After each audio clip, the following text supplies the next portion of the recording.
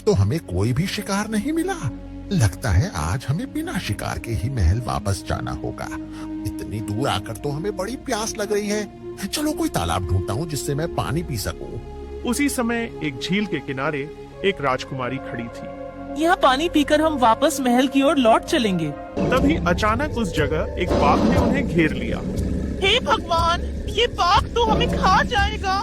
हमारी तलवार भी घोड़े पर ही रह गई है। अब बचने का कोई रास्ता नहीं है। बचाओ! जब राजकुमारी को होश आया तो उन्होंने खुद को अपने कक्ष में पाया। उनके सामने उनके पिता और एक सुंदर राजा विष्णु सिंह खड़े थे। मैं यहाँ कैसे पहुँची? मुझ पर तो शेर ने हमला किया था। मैं वन में पानी की तलाश में एक झील तक पहुंचा, जहां मैंने देखा कि आप पर एक शेर हमला कर रहा था। बस हमने उसे मार गिराया। पर इस दौरान आपको काफी चोट लगी थी और आप बेहोश हो गई थी, इसलिए इन्होंने आपको महल लाना उचित समझा। राजकुमारी ने कृतज्ञता से राजा की ओर देखा। महाराज, आपने हमारी जान बचाई है। हम अपना सारा जीवन आपकी सेवा में बिताना चाहते हैं। मैं कुछ समझा नहीं राजकुमारी। राजन, मेरी पुत्री आपसे विवाह करना चाहती है। पर यह संभव नहीं है महाराज, मैं विवाहित हूँ। महाराज, अगर आप हमारे विवाह का प्रस्ताव ठुकराते हैं तो हम आत्महत्या कर लेंगे। ये बात सुनकर राजा सोच में पड़ गए। नहीं नहीं, आप ऐसा न करें। हम आपसे विवाह करने के लिए राजी हैं। राजा और राजकुमारी का विवाह धूमधाम से हो गया। कुछ दिनों बाद राजा अपने महल पहुँचे। महाराज, ये कौन है? राजा ने महारानी को सारी बात बताई। जो भी हो महाराज, आपने हमसे एक बार भी पूछना उचित नहीं समझा। इसमें पूछने का क्या? ऐसे कई राजा हैं जिनकी दो दो रानियां हैं। हमने आपसे कोई सलाह नहीं मांगी थी छोटी रानी जी। इतना कहकर रानी और उनका पुत्र वहाँ से चले गए। राजन, मुझे बड़ी रानी का व्यवहार बिल्कुल भी अच्छा नहीं लगा। छोड़िए ना रानी, अब हम सबको साथ रहना है। आप लोग ऐसे झगड़ा करोगे तो कैसे चलेगा? लगता है बड़ी रानी मुझसे गुस्सा है। कुछ देर उनसे बात करके आता हूँ और इसी बहाने उन्हें मना भी लूंगा। राजा बड़ी रानी के कक्ष में गए, पर उन्हें बड़ी रानी कहीं दिखाई नहीं दी, ना उन्हें उनका पुत्र दिखाई दिया। हे भगवान, ये क्या हो गया? रानी और राजकुमार दोनों कहाँ गायब हो गए?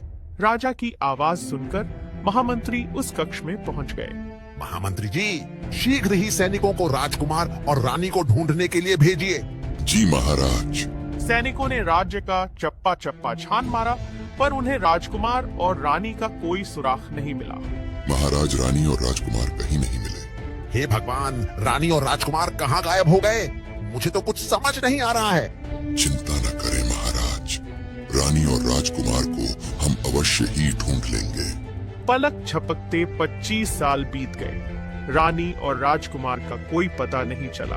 रानी राधिका का बड़ा पुत्र राम अब 22 वर्ष का हो चुका था और उनका छोटा पुत्र लक्ष्मण सिर्फ 10 वर्ष का था। राजकुमार राम, अब तुम्हें ही इस राज्य की बागडोर संभालनी है पुत्र। कुछ दिनों में मैं तुम्हें इस राज्य का राजा घोषित कर दूंगा। आप जैसा ठीक समझे पिताजी। भैया, अब तो आपका सारा कार्य भी पूरा हो गया है। मेरे साथ कुछ देर खेलो ना। अच्छा चलो लक्ष्मण, हम हमारे कक्ष में चलकर खेलते हैं। राजकुमार लक्ष्मण को कंचे खेलना बहुत पसंद था।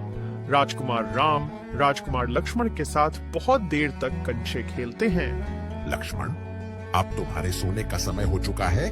चलो अब सो जाओ। ठीक है भैया, लेकिन मैं आपको एक भेंट देना चाहता हूँ। भेंट? कैसी भेंट लक्ष्मण?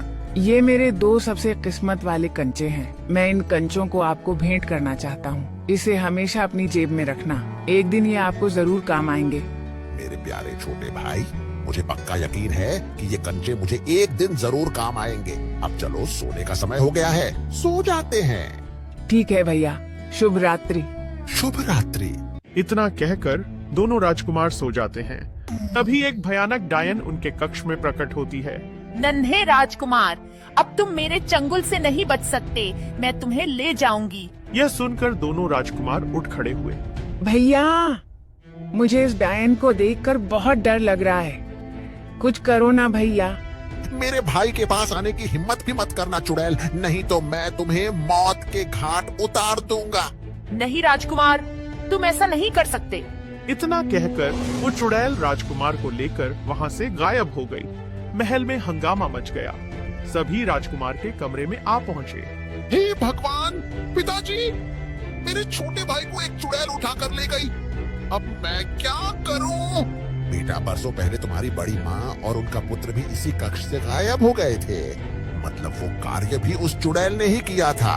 वो तो 25 साल से गायब है। मतलब मेरा पुत्र भी अब कभी लौट कर नहीं आएगा। ऐसा मत कहो माँ, मेरा छोटा भाई मुझे अपनी जान से भी ज्यादा प्यारा है। मैं उसे ऐसे गायब नहीं होने दूंगा। मैं उस डायन का पता लगाने के लिए अब भी निकलता हूँ। नहीं पुत्र, तुम कहीं नहीं जाओगे। मैं अब तुम्हें भी खोना नहीं चाहता। पिताजी, आपने कहा था ना कि आप मुझे इस राज्य का राजा घोषित करने वाले हो। यही मौका है मुझे अपनी राजा बनने की योग्यता को साबित करने का। ठीक है पुत्र, तुम्हें जाना है तो जाओ, मगर राजगुरु से मार्गदर्शन लेकर ही जाना। ठीक है पिताजी, मैं अब चलता हूँ। इतना कहकर राजकुमार घने वन में निकल पड़े और राजगुरु के पास पहुँचे। राजकुमार राम ने उन्हें सारी बात बताई।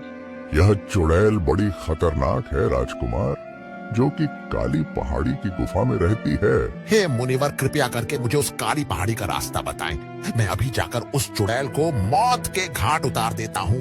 गलती से भी यह भूल मत करना राजकुमार, नहीं तो मारे जाओगे।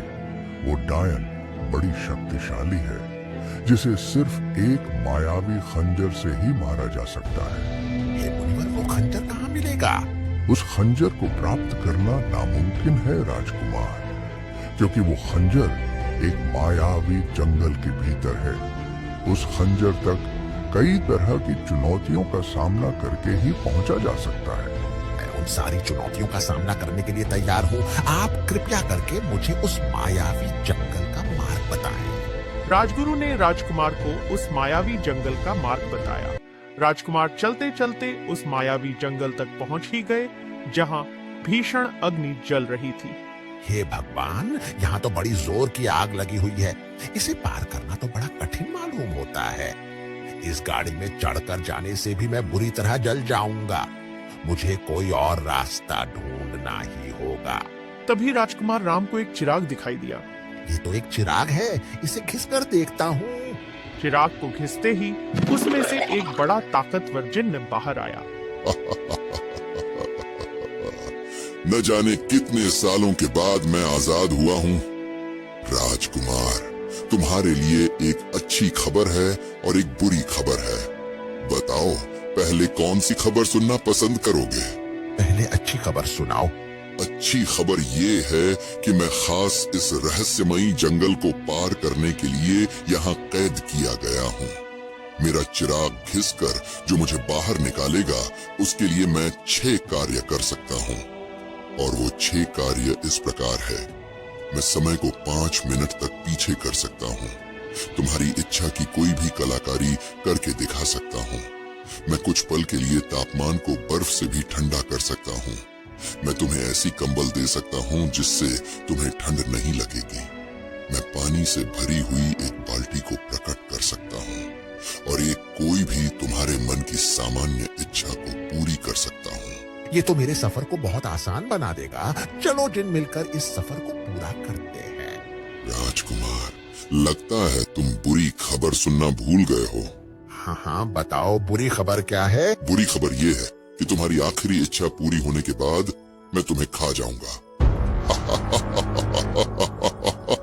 हैं? तुम मुझे खा जाओगे तो मेरा उस खंजर को लाने जाने का फायदा ही क्या हुआ? फायदा तो मेरा होगा, क्योंकि उसके बाद मैं इस चिराग से आजाद हो जाऊंगा। मेरे पास इस जिन्न को अपने साथ ले जाने के अलावा कोई और चारा भी नहीं है। बेहतर यही होगा कि मैं इसे अपने साथ ले चलूं। बाद में कुछ न कुछ करके इस जिन्न को बेवकूफ बना ही दूंगा। ठीक है जिन, मुझे मंजूर है। अब सोचने की बात यह है कि इस अग्नि को मैं कैसे पार करूं। अच्छा जिन्न, मैं चाहता हूं कि तुम बड़ी सी बाल्टी लाओ और इस अग्नि के ऊपर ढाल दो, जिससे ये शांत हो जाए। तुमने कहा था ना कि तुम पानी की बाल्टी प्रकट कर सकते हो। जी आका, ले लीजिए पानी की बाल्टी। जिन्न अपने जादू से एक छोटी पानी की बाल्टी प्रकट कर देता है। ये क्या है जिन? इतनी छोटी पानी की बाल्टी से तो इस अग्नि को कुछ भी नहीं होगा। मैंने पहले ही कहा था कि मैं तुम्हारे मुताबिक इच्छाओं को पूरा नहीं कर सकता। मैं वही पूरा कर सकता हूँ जो मेरे दायरे में होगा। हे भगवान, ये पानी की बाल्टी का मैं क्या करूं? इससे भला हम कैसे बचकर निकलेंगे इस भीषण अग्नि से? राजकुमार राम की परेशानी बढ़ती जा रही थी। उन्हें जिन्न की सीमित शक्तियों से काम चलाना होगा और अपनी बुद्धि से कोई रास्ता निकालना होगा। तभी राजकुमार का ध्यान एक बोरे पर गया जो कि सूखी मिट्टी से भरा हुआ था। एक मिनट, ये सूखी मिट्टी और पानी। हाँ, अगर मैं गीली मिट्टी का लेप लगा लूंगा तो ये एक आग प्रतिरोधक के रूप में काम करेगा और मैं बिना जले इस अग्नि को पार कर जाऊंगा। राजा ने अपने शरीर पर गीली मिट्टी का लेप लगा लिया और गाड़ी में सवार होकर उस आग को पार कर गए। अब उनके सामने एक नई चुनौती थी।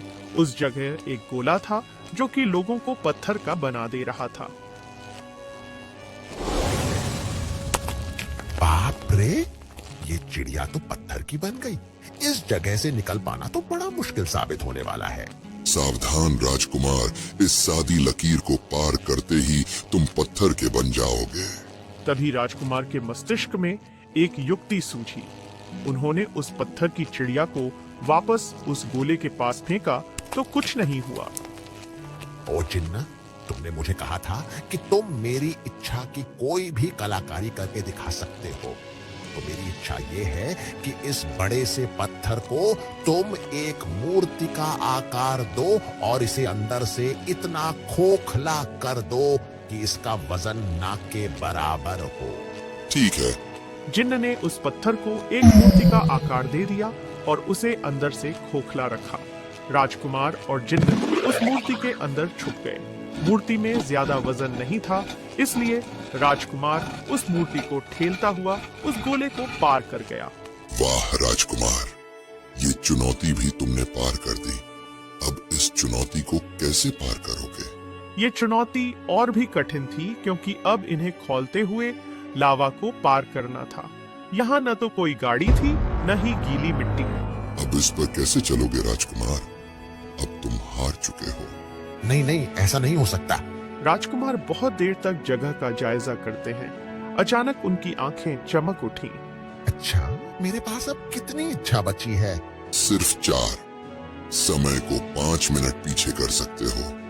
एक ऐसी कंबल पा सकते हो जिसे ओढ़कर ठंड नहीं लगेगी और तापमान को कुछ पल के लिए बर्फ से भी ठंडा करवा सकते हो और एक कोई भी सामान्य इच्छा पूरी कर सकता हूँ। चलो, काम हो गया। सबसे पहले तुम वो कंबल लाओ जिससे ठंड नहीं लगती हो। ये लो। हाँ, अब एक काम करो, तापमान को बर्फ से भी ठंडा कर दो। जिन्न ने तापमान को ठंडा कर दिया। तापमान के ठंडा होते ही वो लावा जम गया। राजकुमार बिना देरी करते हुए उस लावा को पार कर गए। राजकुमार, तुम उस खंजर को पाने से सिर्फ एक कदम दूर हो। तुम्हें इनमें से सही द्वार को ढूंढना है। अगर तुमने गलत द्वार को चुना तो उसमें प्रवेश करते ही एक धमाका होगा और तुम उस धमाके में मारे जाओगे। तुम फंस गए तुम अपने ही जाल में। अब मेरे पास 2 इच्छा बची है। पहली ये कि तुम मेरी कोई भी सामान्य इच्छा पूरी करोगे और दूसरी ये कि तुम समय को पीछे कर सकते हो। हाँ, इसमें मैं कैसे फंसा? तुमने कहा था कि तुम मेरी कोई भी सामान्य इच्छा पूरी करोगे। अगर मैं तुम्हें इन दोनों द्वारों में से कोई भी एक द्वार में प्रवेश करने को कहूं तो तुम्हें जाना होगा। अगर वो असली द्वार निकला तो मैं तुम्हें समय पीछे करने को कहूंगा और तुम्हें वापस नकली द्वार में जाने को कहूंगा जिसमें विस्फोट होगा और तुम्हारी मृत्यु हो जाएगी। जिन अब अपनी ही चाल में फंस गया है। क्या राजकुमार की यह युक्ति काम करेगी? सोच लो। तुम्हें जो करना है कर लो। मुझे कैद करने वाले ने कहा था कि अगर मुझे मौका मिला और मैंने अगर चिराग घिसकर बाहर निकालने वाले व्यक्ति को नहीं खाया तो मैं आजीवन उस व्यक्ति का गुलाम रहूंगा। इससे तो विस्फोट में मर जाना ही बेहतर होगा। ये जिन्न तो सुनने का नाम ही नहीं ले रहा। मुझे ऐसे किसी निर्दोष की जान लेने में कोई दिलचस्पी नहीं है और इसने तो मुझे इतनी दूर आने में मदद भी करी है, पर मेरे पास कोई चारा भी नहीं है। हैं? मेरी जेब में क्या है? मेरी राजकुमार राम की जेब में वो 2 कंचे थे जिसे उनके छोटे भाई ने उन्हें भेंट करे थे। अरे वाह, मिल गया मेरी समस्या का हल। मैं इन दोनों कंचों को इन 2 द्वारों में फेंकता हूँ, जिससे मुझे असली दरवाजे का ज्ञात हो जाएगा। जैसे ही राजकुमार ने कंचा फेंका, नकली द्वार में एक विस्फोट हुआ और वो नष्ट हो गया। जब तुम मेरी जान ले सकते थे तो तुमने मुझे क्यों छोड़ा? मैं किसी निर्दोष की जान नहीं लेना चाहता, खास करके उस व्यक्ति की जिसके बदौलत मैं इतनी दूर आ पाया हूँ। हाँ, मैं तुम्हारी बातों में नहीं आने वाला। जो भी हो, मैं तुम्हें जरूर खाऊंगा। ये तो सुनने का नाम ही नहीं ले रहा। अच्छा जिन्नत, तुमने कहा था ना तुम मेरी एक सामान्य इच्छा पूरी करोगे, तो ठीक है, मेरी एक सामान्य इच्छा को पूरी करो। इसमें तुम्हें कोई जादू इस्तेमाल नहीं करना होगा। चलो ठीक है, तुमने मेरी जान बचाई है। मैं तुम्हें वादा करता हूँ, तुम्हारी जादू के बिना वाली कोई भी इच्छा को पूरी करूंगा। पर हाँ, तुम मुझे ये मत कहना तुम्हें न खाऊं। ये इच्छा मैं पूरी नहीं करूंगा। तुम्हें इस जगह बिजली की रफ्तार से 100 साल तक गोल गोल घूमते रहना है। ठीक है। राजकुमार उस द्वार से भीतर प्रवेश करता है, जहां उसे एक तराजू दिखाई दिया जिसके पीछे एक बक्सा पड़ा हुआ था। राजकुमार, इस बक्से के भीतर वो खंजर है, पर इस बक्से को खोलने के लिए तुम्हें ये निश्चित करना होगा कि ज्यादा भारी कौन सा पल रहा है, 1 किलो सोने का या आधा किलो कपड़े का। निश्चित करने के बाद इन दोनों कुंडी में से एक को दबा देना, मगर याद रहे, अगर गलत जवाब दिया तो इस बक्से में एक विस्फोट होगा और ये खंजर नष्ट हो जाएगा। इसमें भी कोई पूछने की बात है? ज्यादा भारी तो 1 किलो सोना ही होगा। राजकुमार के घुंडी दबाते ही तराजू ने काम करना शुरू कर दिया। तभी कपड़े के ऊपर वाली शीशी से पानी गिरने लगा और कपड़े का वजन ज्यादा हो गया और वो संदूक विस्फोट में नष्ट हो गया। हे भगवान, मेरा ध्यान इस बात पर पहले क्यों नहीं गया? इस संदूक के फटने से वो जादुई खंजर भी नष्ट हो गया। अब मैं क्या करूं? अच्छा, एक रास्ता है जिससे सब कुछ ठीक हो सकता है। राजकुमार वापस जिन्न के पास पहुंचा। राजकुमार, तुमने मुझे जो कार्य दिया है उससे मेरी कुछ ही पलों में हालत खराब हो गई। मैं ये 100 वर्ष तक कैसे कर पाऊंगा? ये तुमने अच्छा नहीं किया। तो तुम रुक क्यों नहीं गए? तुम्हारे आदेश के बिना मैं नहीं रुक सकता। ठीक है, मैं तुम्हें आदेश दे दूंगा, पर तुम्हें मुझसे वादा करना होगा कि तुम मुझे नहीं मारोगे। अच्छा ठीक है, मैं वादा करता हूँ। ठीक है, रुक जाओ।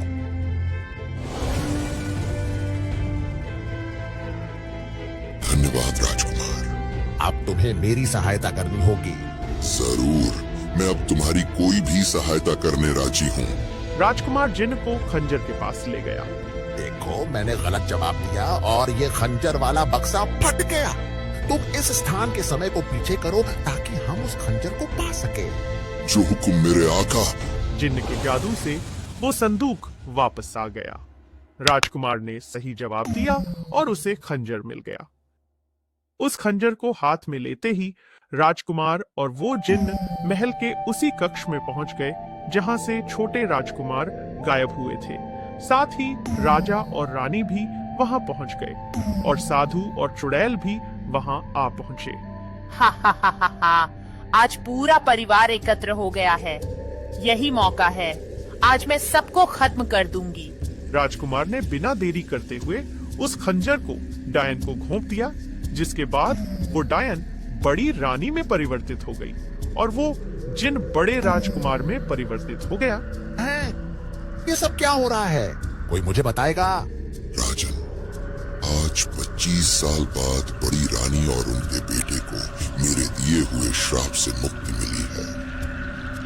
आपने मेरी रानी और पुत्र को श्राप दिया था, पर जब मैं आपके पास मदद मांगने गया था तब तो आपने ऐसा कुछ नहीं कहा था।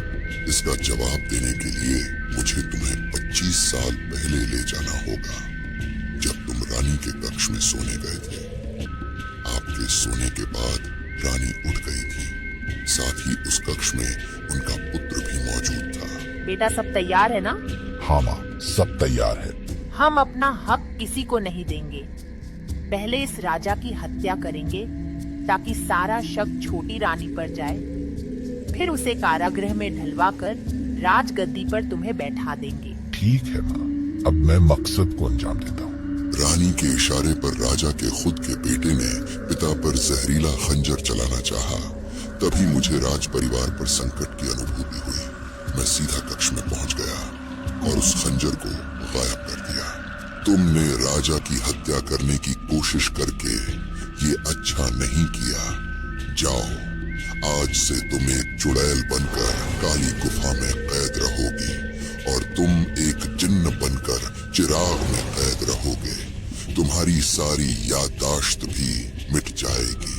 तभी तुम नींद से जाग गए और तुमने उन्हें माफ करने की विनती की। तभी मैंने कहा कि मैंने राजकुमार को एक जिन बनाकर काली गुफा के प्रथम भाग में कैद कर दिया है और उसके अंतिम भाग में रानी एक चुड़ैल के रूप में कैद है। उस गुफा को राजकुमार रूपी जिन की सहायता के बिना नहीं पार किया जा सकेगा और उस गुफा में जाने का मकसद उस गुफा से वही खंजर लाना होगा जिससे ये तुम्हारी हत्या करना चाहते थे। जैसे ही छोटी रानी का पुत्र डायन को उस खंजर से मारेगा, वे दोनों श्राप से मुक्त हो जाएंगे। जब रानी को असली में पछतावा होगा तो उसे एक मौका मिलेगा कि वो सब ठीक कर सके। जैसे ही ये योग बना, काली गुफा में एक द्वार प्रकट हुआ और मैं इस कक्ष में आ पहुंची। मुझे राम को देखकर ही समझ आ गया था कि इसमें इतना पराक्रम है कि ये सारी चुनौतियों को पार कर उस खंजर को ला सकता है। इसलिए मैं लक्ष्मण को अपने साथ ले गई। बड़ी माँ, जो हुआ उसे एक बुरा सपना समझकर भूल जाइए। आप लोगों ने जो किया उसकी सजा आप लोगों को मिल चुकी है। हाँ, अब समय आ गया है कि आप सब मिलकर इस राज्य के कल्याण के लिए योगदान